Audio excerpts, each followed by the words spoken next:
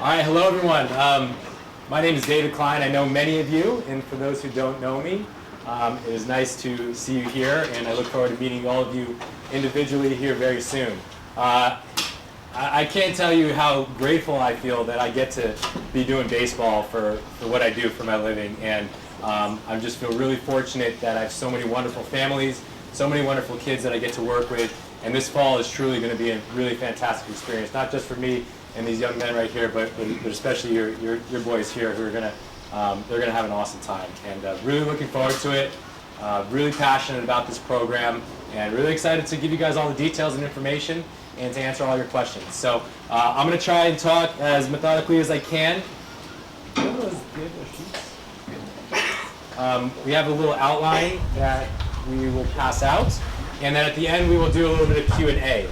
I'm hoping that we get out of here well before 8:30, but sorry if it goes a little long tonight, and sorry if you're a little cold. Hopefully you guys brought something warm. Okay, so the history of Legends Academy. 1 year ago, I stood right here. Many of you guys were here, and I thought I knew everything about Academy and travel baseball, and I was very sorely mistaken. I had a lot to learn. Before that, I had actually spent a year learning the model, talking with parents, with other coaches, to develop the very best program I possibly could. I stand here today, and I feel really strongly about the things that we've developed. I by no means have all the answers, and it's not going to be perfect, but I think it's pretty darn good, and I think you guys will like it too. What is the Legends Baseball Academy? Okay, so my belief and what we should be doing with an academy, okay, is we've decided that this is going to be a holistic baseball development program. It's not just a travel team where we're teaching them how to field a ground ball better, or how to catch a pop fly or hit a home run. Okay, we're developing kids mentally, emotionally, spiritually to be resilient, strong, confident young men. That is what we are after here. And today I'm going to break down exactly how we're going to go about doing that. I believe that the program should be flexible to enjoy other sports. We want kids with a diversified portfolio. We're going to be offering professional coaches. I believe that we have the best coaching staff around. Many of these guys, all of these guys have played college level baseball. Many of these guys have played professional baseball. I've coached many of these guys myself. All these guys are wonderful young men, and they're going to be bringing high energy every single day to practice. Myself and Brian, we're doing this basically full-time, or definitely full-time, and we're going to be there every step of the way to answer questions. If there's any problems, questions, or concerns, our idea is that we're going to give the most major league customer service we possibly can. The general goals for the academy. I guess one of the purest goals you could say, most tangible goals that we're after right here is we want to prepare these kids to play high school baseball. Okay, the ones that may not get there, we'll give them a chance to play high school baseball. Give them a chance. Okay, the ones that may not have a chance, we just want them to reach the potential. We want them to max out. We want them to take it as far as they possibly can. Okay, the way that we set this program up is we want to prepare these kids to play high school level baseball, and it starts at 9 years old. Next, we want the kids to have fun. I believe that if the kids have fun, a lot of other things are going to take care of themselves. They'll stay in the game, they'll play hard, they'll want to practice at home, they'll watch baseball on TV. If the kids are not having fun, the coaches are not having fun, why are we out here? We got to have fun. Fun is key. Next, I think when done correctly, a travel baseball program will develop an environment where the families, the coaches, the kids, all together is like one big family. I hope that these kids come together and they're friends for a long time. I hope that the relationships with the coaches are strong relationships. Okay? I think when done correctly, it should be a family environment.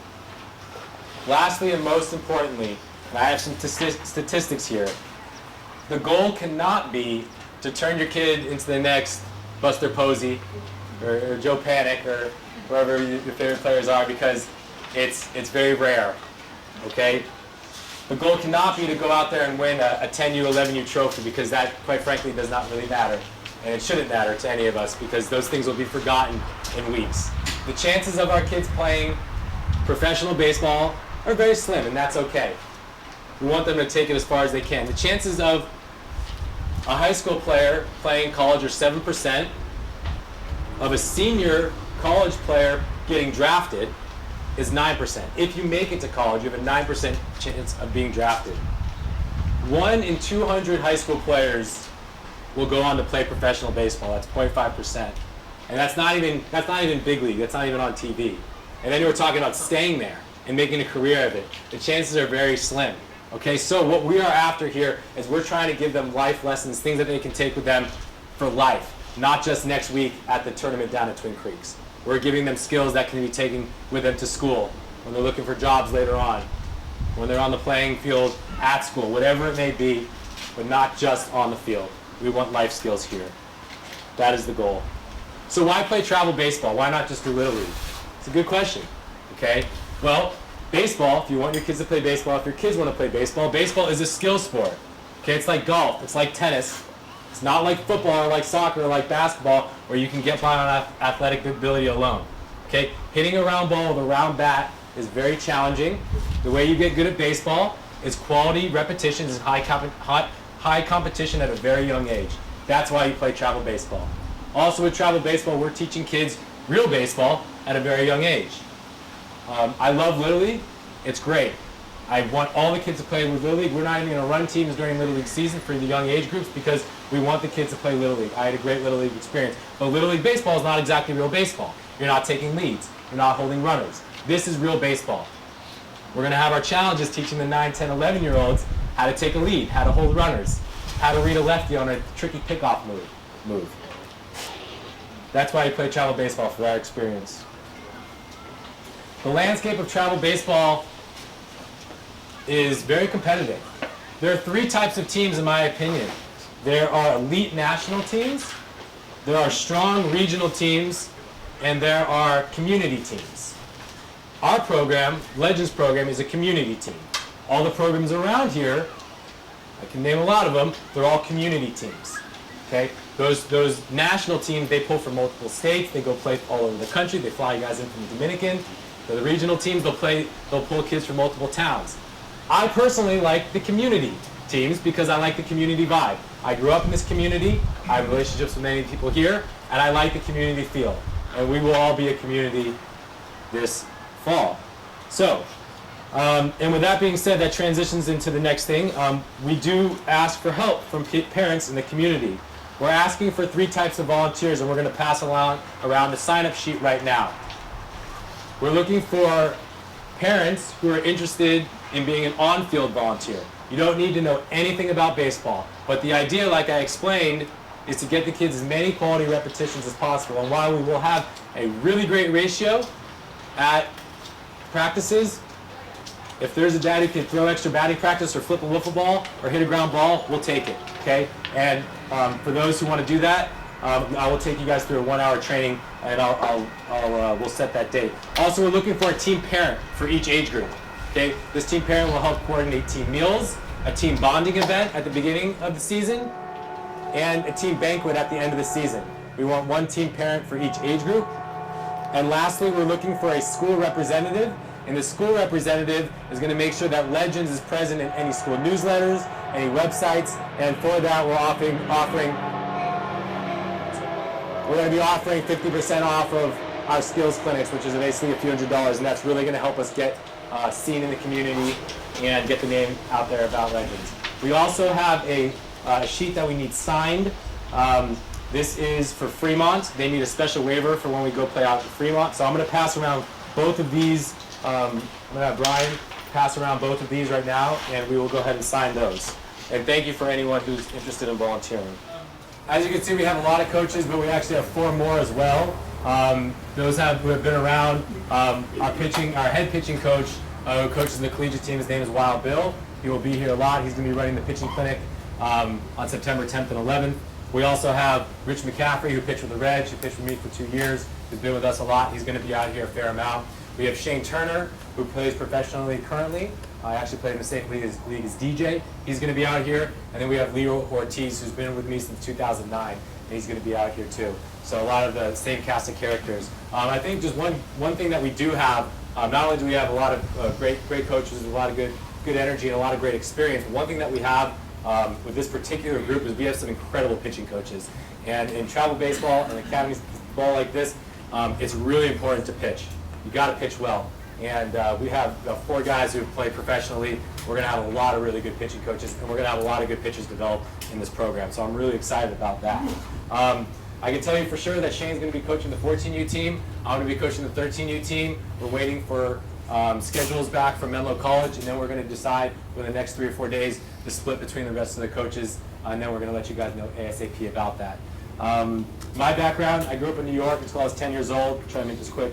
I played in Alpine Little League, Matthews Carlson Body Works. I played in the Crosstown Championship game over at Burgess, had a lot of great memories.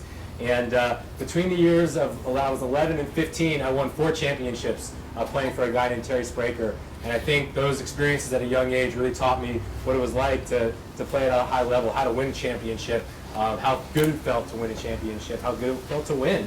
And that hard work really paid off. Played throughout all that high school. I played football and baseball at Menlo Atherton. I was part of the Baseball Hall of Fame over at Menlo Atherton. When I was 18, I played on the U.S. Jewish national team and played in Israel and won a gold medal. And then I went on to play baseball with Shane over at UC Santa Barbara. When I was all said and done, I wanted to be a professional baseball player, just like many did. And I was undrafted, and I was heartbroken. And as soon as I realized I was not going to be drafted, I took out a loan from my parents, and I said, you know what? I'm going to start my own thing here. I'm going to start Legends Baseball. And that was back in 2009. It started off as just a collegiate team and a few summer camps, sort of just on the fun, a little way to just enjoy myself, still continue playing. And then I got into a medical device on the side. So that all happened for about 5-6 years. And I went out to Israel during that time and started setting up some baseball programs out there. And at some time in that 6-year period, I absolutely fell in love with coaching. I realized that not only was I good at it, the kids were getting better, and I was having a ton of fun. And I was like, you know what? If I could do this full time, that is what I want to do. So about 2 years ago, I decided to go all in with my passion, which is what I'm telling you about today. So that's a little bit about me. I live in San Francisco, and come down here throughout the week and really dedicated to putting together the best possible program I can. Big time student of the game, podcasts, books, conventions, whatever it may be. I'm all over it. I also run my own podcast called The Legends Life, which is all about applying lessons from baseball to everyday life and lessons from life to baseball. So check it out. It's in iTunes if you want to learn more. Okay, so general philosophies. You're following along. Again, I mentioned that this is a holistic approach to developing young athletes, mentally, spiritually, emotionally. Okay, it's not just all the physical, okay? I believe that is the future to how we develop high-performing athletes. Okay, it's not just the physical. Okay, you got to tap into the mental stuff. It's huge. Failure. Okay, baseball, it's very cliche. It really is. But they say baseball is a game of failure. Best players in the world fail 7 out of 10 times. Batting 300 means you're successful 3 out of 10 times. And even in order to hit 300, you actually have to hit the ball hard 6 or 7 times. Okay? On every single pitch, there is a failure. The guy forgot, he failed to hit his pitch. It happens all the time. There's going to be a lot of failure. Okay?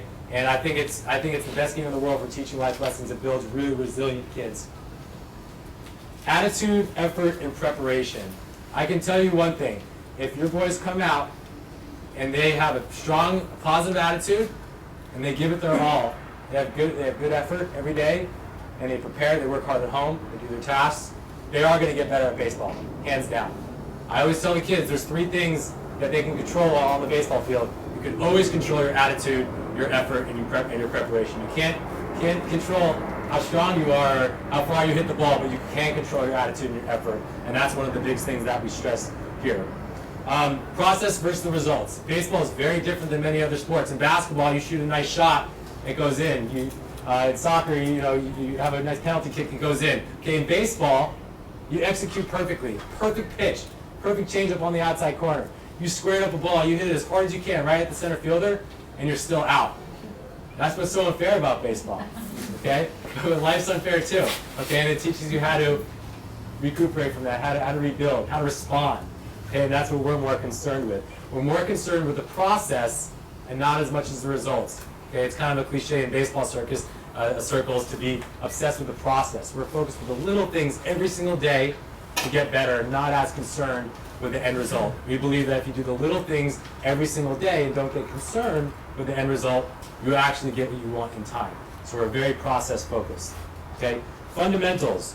Why fundamentals? Okay, many of the boys are going to come in with bad habits. Okay? These bad habits are from years of hitting in the backyard, or just getting poor instruction, or just practicing things with poor fundamentals. I told the coaches that we are going to be sticklers about practicing the proper fundamentals. We're not going to go to the next skill until we master one skill. Okay, and we're going to do it over and over and over again until it's ingrained into their muscle memory. And at that point, we can continue to progress. But you have to have the fundamentals down. You can only cheat the game so long. As the kids get older and older, they won't be able to get by on athletic ability alone. It will catch up to them. And I believe it starts to catch up to them at about 13 or 14 years old. Okay? So we need to be stressing the fundamentals. Professionalism in everything we do. The way I look at it, every time a team steps out onto the field, every time we have coaches out there, it's a representation of the legends and myself. Okay? We're going to be professional in everything that we do. That includes the way we warm up. Okay? Every day we'll have a crisp warm up, and we're not even starting at tournaments until everybody shows up. So you guys gotta get there on time, and we will warm up as a team. We're a unit. We win as a unit. We win as a unit. We lose as a unit. We warm up as a unit. We take the field. We get out there hard. We run out there. We hustle out there, like Brian said. Our appearance. Okay, we don't go out there with miscolored socks. Okay, everyone's going to be wearing the same stuff tucked in. Legends hat. Everyone's getting a Legends helmet. We're going to be getting a Legends belt, pants. We're going to be getting it all, and we'll be looking uniform like a team. Okay, if we look sloppy, okay, we tell the other team, we give the other team false confidence out there, saying, "Oh, who are these sloppy guys?" We don't want to be that. Okay, we want to be well buttoned up. We want to be crisp. We want to have a solid warm up. And then lastly, our behavior in the dugout at practice. Okay, we're going to be yelling positive comments only, supporting each other. Okay, those are the things that we can control, and that's how we stay professional on the field. Our practice philosophy. Practices are the most important thing that we can do. Okay, if it was up to me, we'd be practicing every day of the week, but I don't want to steer your kids away from you that much, and I want them to play other sports. But you can never practice enough. Okay, the goal of our practice is my goal for you guys, or for the parents, I guess. I would love to hear you tell me that little George fell asleep on the way home from practice. That would be awesome. Okay, I want the kids to leave practices exhausted and inspired and invigorated at the same time. Okay, these are going to be short, intense practices. The kids are not going to be standing around. Okay, it's not just the baseball practice where you have one kid hitting and 9 watching. Okay, we're going to have massive amounts of repetitions. They're going to be tired at the end. That's the goal. We design practices so they're doing something 90% of the time. The rest of the 10%, you're either getting water or they're catching a breath. They're never going to get bored. They're never going to lose interest in that way. How we will execute. So how we will do this. How we will develop strong young men. One of the new things that we're going to be implementing this year, we did it last year, but this year it's going to be a little more structured. Okay? Every kid in the academy is getting what I'm calling the Legends Ledger. Okay? Everyone's getting one of these. All right? Every week on Monday, you guys are going to get the Legends Lesson of the Week. I'll give you an example of a few of them. The first week, we're going to be setting goals. Okay? The studies show you're more likely to attain your goals while you write them down. When you write them down. So we're going to be setting goals. Some of the kids, they may not like it, but we're going to hold them to it. Shouldn't take too long, maybe 5 minutes, and I appreciate if you guys help out. We're going to talk about health and nutrition. We're going to have them log a few healthy meals. We're going to have them write their personal power statements in their hats. We're going to have them do self-affirmations. We're going to try out some visualization and meditation stuff, and we're going to start at a young age. We're going to talk about acts of kindness, social service. All these things, they get a private lesson. All these things, if they struck out 5 times, we need them to write down what they did wrong. It's going to be journaled. Okay? When they take care of their lesson of the week, if it was to set goals, they will show it on the Tuesday after the week, and they will get a sticker on their helmet. Okay? At the end of the season, those who have the most stickers on their helmet will be rewarded. Okay? And that is part of our system for teaching these Legends life lessons of the week. And the coaches are going to be held accountable for teaching these and preaching these after every practicing game as well. And you will get an email from Brian and myself on Mondays with what these are. Leadership and captains. We want to develop leaders. We will be selecting captains. Awards. Some of you might have heard that we lost a Legends player this summer. His name was Calvin. And I decided that I'm going to name an award after him, and it's called the Calvin Riley Award. And it's going to go to the things that embody Calvin the most. Calvin was shot and killed senselessly in San Francisco for no reason, and it's been a challenge for everybody involved with the team. But Calvin was he was very mentally tough. He was our closer, so he always came in late in games, and I thought that was awesome. So the Calvin Riley Award is the highest award you can get. There's going to be one for each age group. It's going to go to the person who's the most mentally tough. It's going to go to the best teammate. And it's going to go to the person who demonstrates the most passion. Because that's what Calvin did. He always wanted the ball. He always wanted to close out games. He played the game the right way. He played it hard. He was mentally tough. And he was an incredible teammate. That's the highest award that we're going to give. We'll also be giving out an MVP award. We're going to be giving out a gold glove, the best defender, a batting champion, a most improved award, an RBI king, and a Legends Life Award, the person who took care of the most Legends Life lessons and tasks that we've asked them to. And we're going to award that at the banquet at the end of the season. Conditioning and strength training, I don't think the kids can get enough of this stuff. It's so easy. It's easy to teach a kid, how to do a ground ball, but it's so much easier when they have a strong core, when they have a strong foundation, strong legs, when they're flexible, when they're dynamic. So we have George here. He's going to be full-time with us, giving 40 minutes of strength and conditioning training once a week at the Foundry. The older groups will do it twice a week. Okay, we're going to be doing a lot of strength and conditioning training, make sure the kids are becoming not just better baseball players, but better athletes. And I think it's going to be awesome for the kids. Lastly, everything we do involves mental training, but we're going to be tapping into a lot to the mental side: visualization, meditation, self-affirmations, how to have positive self-talk, things like that. Okay, program structure. Practices. Everything is on Team Snap. We're asking that the kids get there 10 to 15 minutes at least before, because we are starting right on the dot. Okay? If the kids are late, we are going to hold them accountable. We are going to hold them accountable, so get them there early. Kids need to learn the value of getting places on time. Okay? That's how it is in high school baseball. You get there late, you're either not starting, you sit the bench, you need to get on time. You need to be there on time. There will be repercussions. Same rules apply for our clinics. We're going to be adding specific clinics throughout the season. So for me, I'm going to be running, I was a catching coach. So I'm a catching coach, I was a catcher. I'm going to be running catching clinics, okay, and those will be for catchers. We're going to have pitching clinics. We're having that with Bill. We may do an infield clinic, but we're going to be adding clinics as we feel necessary and appropriate throughout the season. Tournaments and games. As soon as we hear about the times of a tournament, the moment we hear, that'll go right on Team Snap. Sometimes we don't hear Tuesday, Wednesday, Thursday, that week of. That's just how it works.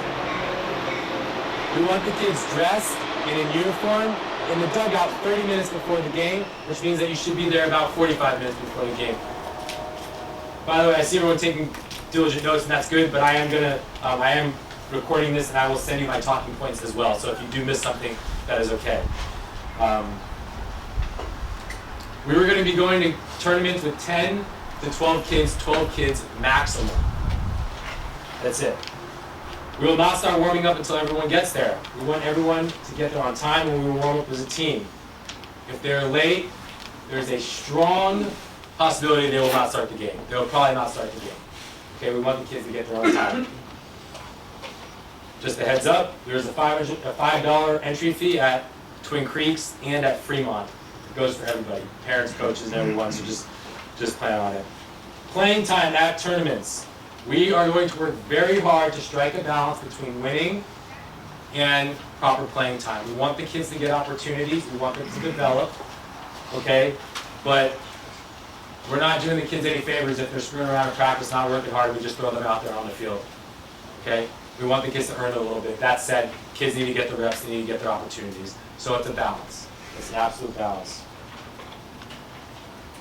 And in my opinion, the more we win, the more games we play, and then the more opportunities there are, the more at-bats we have, the more innings. So we do want to win. I know it's not the goal, I don't talk about much winning, but we do want to win, because with more winning, we get more baseball. With more baseball, we get more opportunities. But there's a balance there. Positions. Where your child plays currently, or where he likes to play, will be taken into consideration, but that does not mean that's where he's going to play. We want to set these kids up to play at the next level. We're going to put them where we believe they're going to progress at the next level best. Everyone will learn at least one infield position and one outfield position. That's just how we have to do it. We want the kids to learn different parts of the game of baseball. Okay, so we're not going to have one kid catch all 12 innings in one day. That's just not how it works. They're going to learn one infield position and one outfield position. Pitchers.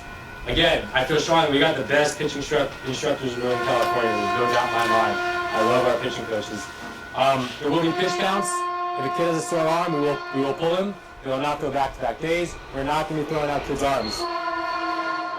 Also with pitchers, all the kids will be given opportunities to learn how to pitch.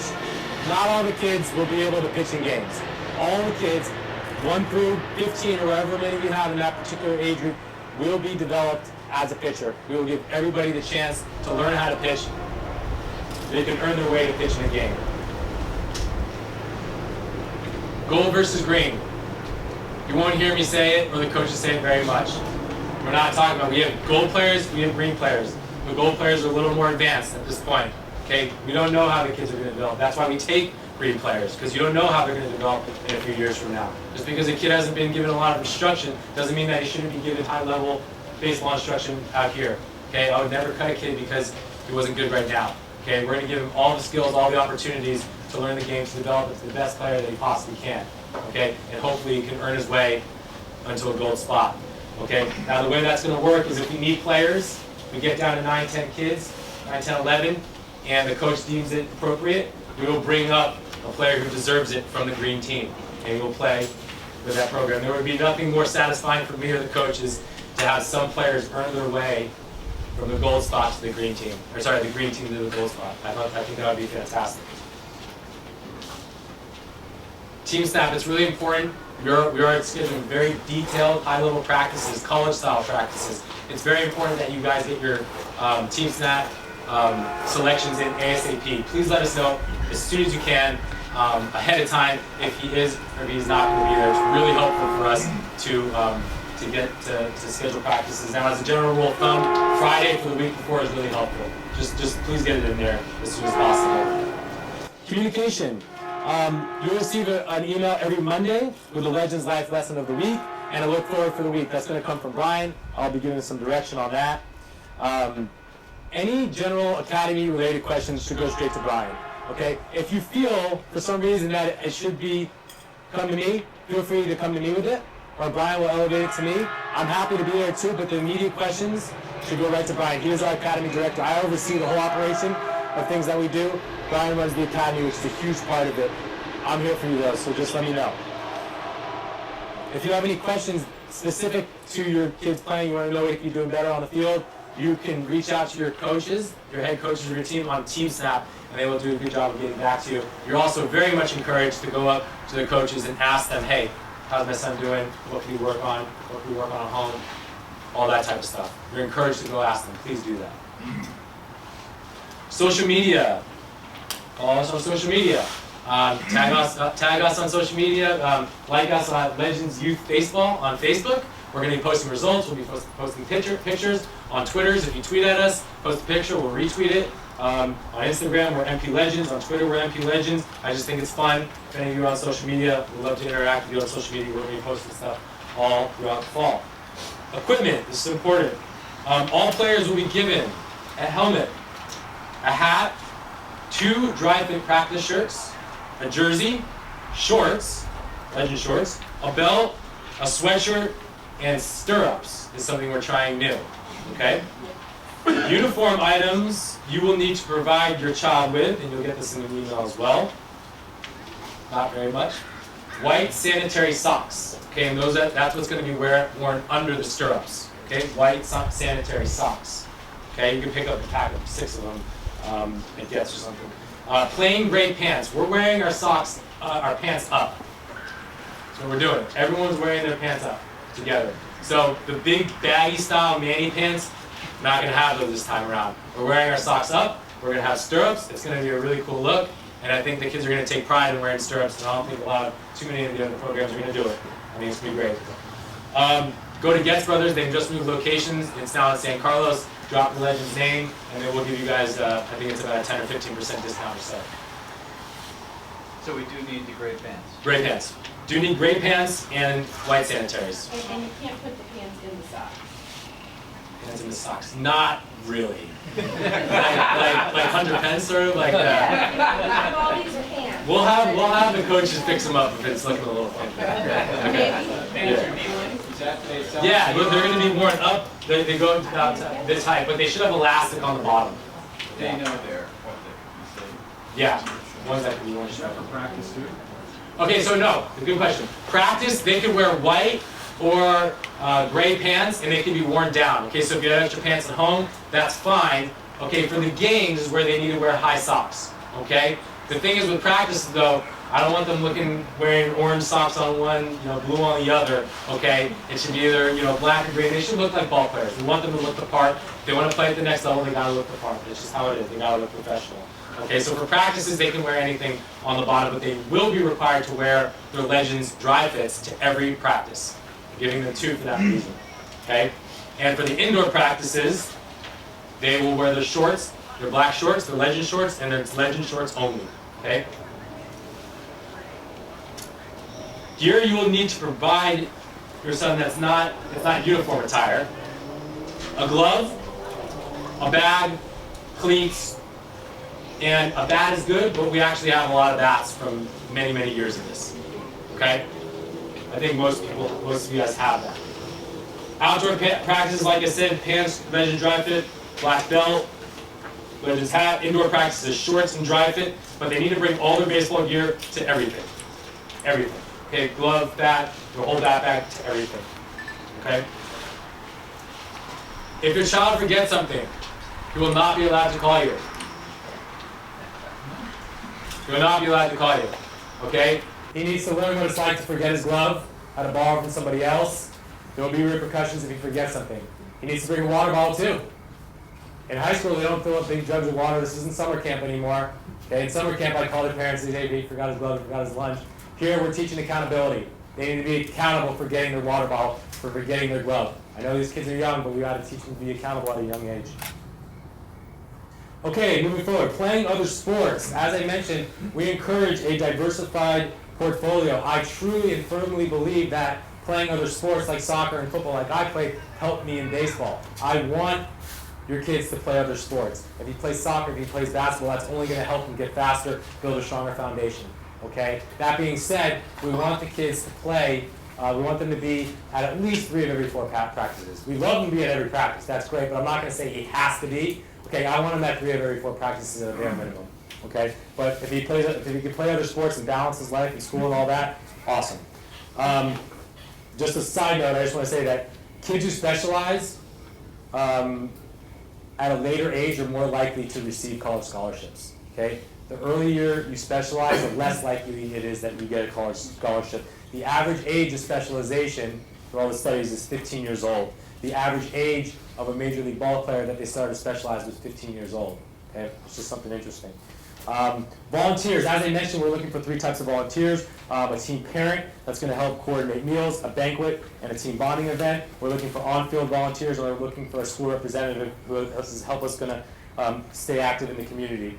Okay, tournaments, tournament behavior. A lot of this stuff is common sense. When you're out there as parents, we want you to be cheering on. We want you to be positive, but just positive. Okay, none of the negative stuff. Okay, and quite frankly, as it comes, I know a lot of you parents have worked with your kids before. You worked with a sling, you know better than anyone. But it's really hard for the kids to compete out there on the field if you're telling them to squish the bug or whatever you're telling them. All right, let the coaches take care of their job. You're welcome to talk to your kids before the practices or games or after, as much as you want.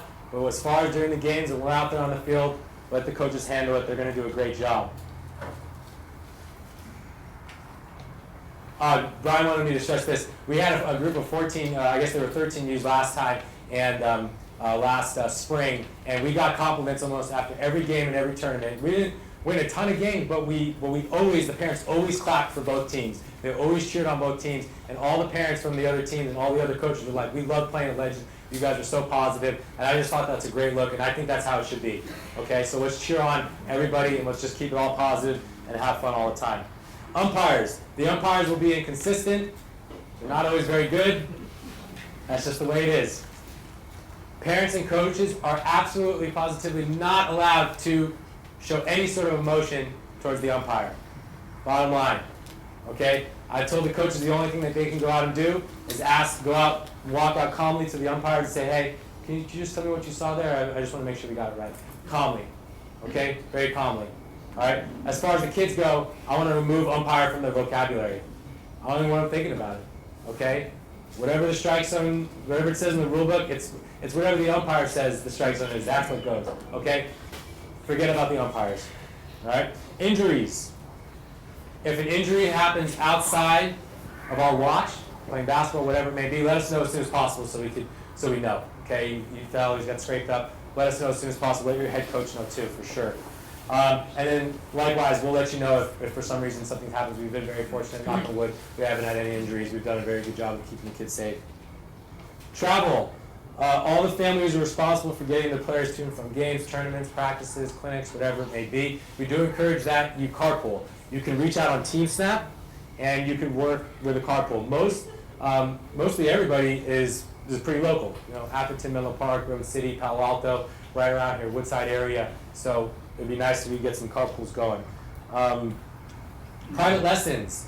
There are kids in the academy who need more attention. Okay, they need more private work. We do the best possible job we can giving the kids private work and individual instruction, but just sometimes there's kids that need a little bit more private work.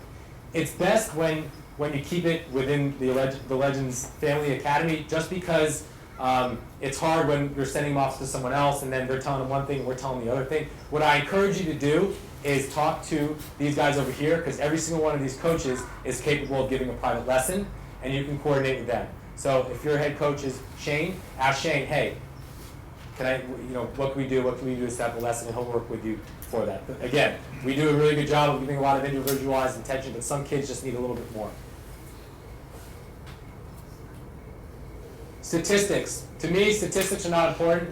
Definitely not at this stage. Like I said, you can hit 10 out of 10 balls hard, and that can mean 0 hits. And you can be out in your front foot and get a bloop single, and that's a hit. That's crazy to me, okay? Statistics are not important. What we're looking for is quality at bats, and that's what we're going to be telling the kids, okay? If they hit the ball hard and they got out, if they had a 9-pitch at bat, they walked, they moved the guy over, they bunted, that's a quality at bat. That's what we're after. That's what we will reward. But that is why we do not keep track of statistics. Now, if you're a parent and you want to keep statistics, by all means do it. And send me the sheet after. Me and Brian were actually curious to see how the kids do if we don't happen to be out there. But feel free to go out there with a book and take the statistics. I don't mind, but we're not going to be taking statistics. It's not important to us in what we're doing. Cell phone policy. Cell phones are not to be out of their bags in the dugout, at practices, or games, or anything like that. Okay? It's not going to happen. Okay, I understand. If it was up to me, I would say no cell phones. They can't even be brought out, but I understand everyone has cell phones these days. So here's the rule. If the kids get caught with their cell phone out, texting, or being on their cell phone playing games, Pokemon Go, whatever it may be, okay, they will lose their ability to bring a cell phone. Okay? It's been an issue with my college team. It's an issue with the youth. It's an issue at camps. Okay? We really want the kids to come out here. For the 2 hours that they're out here, they're working hard, they're focusing, they're having fun. Being on their cell phone just takes them away from it. All right? Wrapping up, what's next for Legends Academy? I'm going through my own personal life coaching certification. After that, I plan on developing a baseball-specific life coaching certification that will be offered to all my coaches that they will have to go through, and I'm going to be offering it hopefully on a larger scale as well. Over the last 6 months, I've been writing a book about what are the issues and what are the problems with baseball these days and how we can keep kids in baseball longer. We've also been raising money and awareness to build a field. We've been doing that for 6 years, and that's going to happen at Flood Park. Within 2-3 years from now, we will be standing at Flood Park, I promise you. And lastly, we're working on more of a membership model. A lot of parents have said, hey, we're signing up for all this Legend stuff, this, and this. Like, it'd be cool if it was just kind of like, one fee per month, and we're working on that too. So that's going to be rolled out towards the end of the year. That's sort of all the R&D stuff. Contracts. All parents, before you leave tonight, you're going to have to pick up a parent contract. This is a 3-page contract that goes over a lot of stuff that I talked about tonight, and it needs to be signed by both parents if you have a 2-parent household and returned to the head coach ASAP. Kids are going to be giving contracts too, and coaches all sign their contracts as well. And I put a lot of time and effort into these contracts to making sure that they cover everything that we need to be doing to make sure that the kids have a really positive learning experience here. Last thing I want to say, and this is sort of like the Legends promise, I know that I've said a lot of stuff tonight, and I'm not saying that we're going to be perfect with everything, okay? There's a lot of moving parts here. We've only been doing this for about a year. It's not going to be perfect all the time. Not everyone's going to be happy all the time. That's just the way it is, okay? But I can promise you that I'm going to put my heart and soul into making this the very best program I can. Brian's going to do the same, and the coaches are going to do the same too, okay? So that's pretty much all I got. Feel free to ask any questions you have right now. I'd be happy to answer them. Yes? Can you explain further the games for contending for the green versus the gold? Yes, good question. Okay, so for the green team, I'm of the belief that if we go out and we play, let's say, a game versus CCB, which is a team we've been playing a lot of scrimmages against, okay? It's great, but if you think about development, and we're thinking about development here, the development, 50% of the development is going to Legends, and 50% of development is going to the other team, okay? We will have scrimmage games for the green team, and we'll have fill-ins with gold players. But what I'm leaning towards more, and what we will have for all age groups, is high-level scrimmages where we combine the green and the gold team, we split up the jerseys, and therefore we have all the development, 100% of the development is happening within the Legends, okay? So for the green players that are hoping to get some competition, you will play both other travel baseball teams, and you will play inter-squad games that we do make very competitive. But that is why I do those inter-squad games, because I want 100% of the development. I want the most reps possible within the program. And when will those games take place? Those will be on weekends. Yeah, on Saturdays. Yes. Well, what's the average and longest distance that a tournament might be? In terms of like the day? No, just how far away Oh, do we get? Brian, I'm pretty sure we only go to Fremont. For the young kids, we're only going to Fremont and Twin Creeks, which is in Sunnyvale. Oh, that's not so bad. Nine I was through thinking 13. Fresno, so No. that's awesome. 9 through 13 is Sunnyvale and Fremont. 14, you guys got one track up to Martinez. My belief with travel, okay, and I think there's a lot of arguments to travel. I think it's fun to go travel. I think the Cooperstown thing is great. I hope to send a team to Cooperstown next summer. That's the goal, okay? There is so much great competition in the Bay Area. I know it's fun to go out to Pismo and all these places. It's fun to go in the hotels, the kids bond, they go out to movies, all this and that, but it's just not necessary to teach baseball. There's a lot of great competition right here in the Bay Area. Yes? Do you advise kids who may not be interested in pitching to still take a pitching point now? So, I mean, you want them to sort of do all these things? I don't think it could hurt as long as his arm could recover pretty quickly. In my opinion, you know you can never really have enough reps, quality reps. So I don't think it could hurt. Yeah. Yeah. Do catchers bring their own gear, or is there? If he's a catcher, please bring his own gear. If we have a lot of extra gear, we'll bring that. We're probably going to have about one catching set per team. Do you allow lefty catchers? I know it's an abomination. I'd probably allow it for 9 through 11. Okay. Yeah. I have a question about the helmets, because a kid on Reed's team got hit with the ball in the face, they had surgery, and it was really bad. So his parents bought him something that kind of covers the face, and my son doesn't want to wear it because nobody else is wearing it. So I'm wondering if that's, It's going to be optional. Our helmets don't have face guards. If everyone on the team was doing it, then it would be nice, because they would.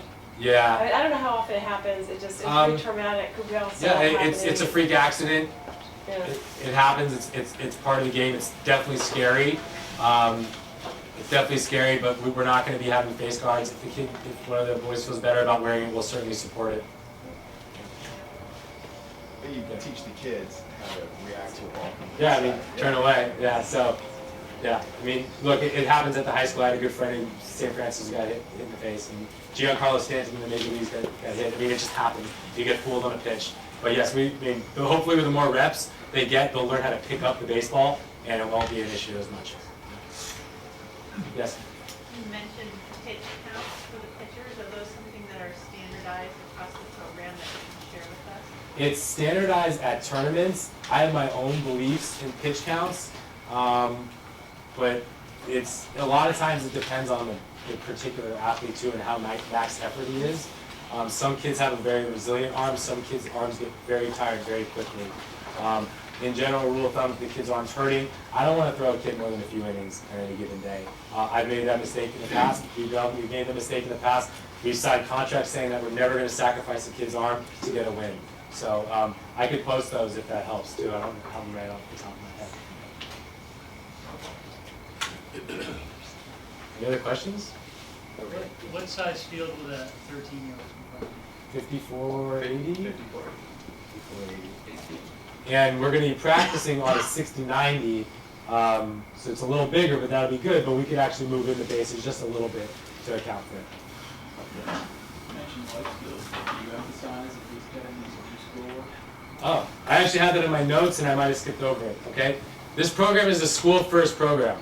Okay, if the kid's not getting it done in the classroom, he can't come to practice.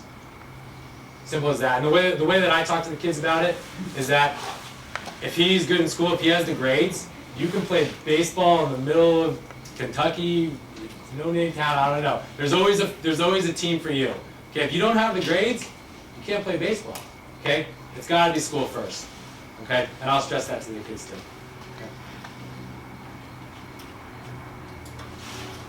I know this is a little bit out there, schedule-wise, but for Little League, we won't compete with Little League. But what about the other kids that are out of Little League? Do we have a spring? We're gonna have teams for the non-Little League kids.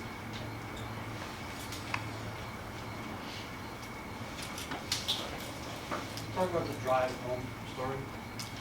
Yes, so there was this big study done by a guy named Bruce Brown. It was sort of an informal study done over 3 decades. And the story was they polled all these parents and all these kids, and they said, kids, what was the worst memory? What are the worst memories from your childhood? What are the most painful memories? And it was almost like a resounding response was that the worst memories from these kids' childhood was the car ride home. And so you could actually look up the miserable car ride home. And so I think the thing that I've learned, or the thing that I would suggest to all you parents out there would be that even if the kid has a great game, good game, bad game, whatever it may be, try not to talk about it for 2 to 3 hours. It's called the 3-hour rule. Okay, a lot of times they're very emotional after the game. Allow them to come to you. Of course, parents make the kids how you want, but encourage them to come to you and talk about baseball when they want to. Okay, but if they had a tough game, the last thing you really want to do is beat them up on the car ride home. And then the funny thing was, in that same study, they asked, there was one of the questions was like, who do you enjoy to watch the most, or what were some of the most positive memories? I think it was who do you enjoy to watch them? What were some of the best memories? They loved when their grandparents watched them play. And it was because the grandparents, they're just happy to be out there, watching the game.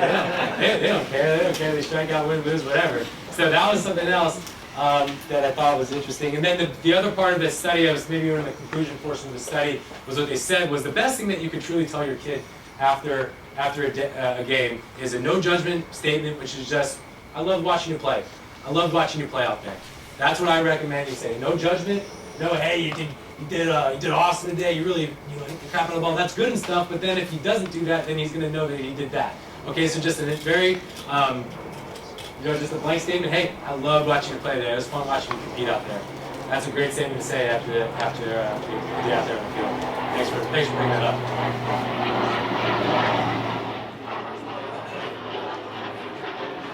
Players can't play up. We have one player playing up, and it was more of a logistical thing because his brother was playing on this practicing at the same time as him, but he's also one of the top players we have. Yes. You mentioned the 13 on 60, practicing on 60, 90. Where are they? NA or Woodside. And then, I don't know if you're covering Tennessee, but how many tournaments? 5. Everyone's playing 5 tournaments. 5. And then will there be other games on weekends, or? We're working on adding additional games. Unfortunately, the other travel ball teams don't really book anything until pretty late. You're just going to get it they're all still forming their teams and stuff like that. So, and then fields are a challenge too. But as soon as we have those, we're going to put them up on the schedule. And we will do some inter squads too, like I said, where we'll split up the gold and the green and we'll just play at a really high level. And those are great days because the kids are getting tons of at-bats. Kids that don't normally get a chance to play certain positions or pitch are going to get a chance to there. It's also a great time for green players to prove that what they got. So the 5 tournaments would be for the gold players, and then you'll try and fill in a squad. Correct. And then, like I said, there would be nothing more satisfying for me for some green players to, if there's an injury or some kid go down, they get sick, things happen to bring up, or maybe one kid's just killing it and we think that we can give him an opportunity to come pitch when he's on the green team. Okay? But the green players don't go along. No. But you're only carrying 12. 12 match for a tournament. When will those extra green games get scheduled? ASAP. Yeah. Yeah, on that one, it was just, like for booking tournaments, we did that in February because they're ready for us. But other teams, I reach out pretty much weekly and they can only book a week in advance because they're not sure what they're doing. So I promise you, as soon as we book one, it'll be on team staff within 10 minutes. The inter squad will be able to be sooner. Do you 13 ever play with you 14? Just, would you have rallies with that? Because a lot of them are the same grade. Yeah. The birthday split in May, June. We actually talked about it. I think it's totally reasonable. The thing is, we have so many 13s. We have like 20, so it might work out really nice to do, 10 on 10. But they're going to be out there on the same field a lot of times, and I think there's probably going to be a good amount of mixing up. And I think it's definitely possible that we get creative and do some sort of inter squad or a Legends World Series or something like that.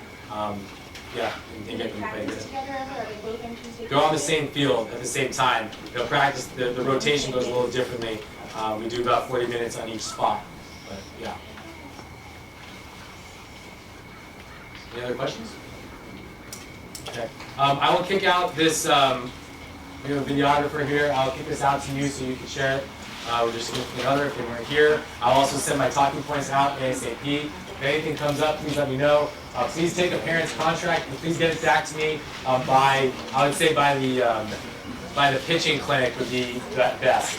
Also for the pitching clinic, I just want to remind you that is going to be on the 10th and 11th. I would say our head pitching instructor, the best pitching coach I've ever met, is going to be running it. We ask that you come out with a parent, with a glove, and you're going to catch your son, and then we're going to give you guys some good things to take home. And that's a great thing for everyone to do, and you can learn how to teach your kid pitching a little bit at home. So it should be a fun day at the park. Okay. Thanks, everyone.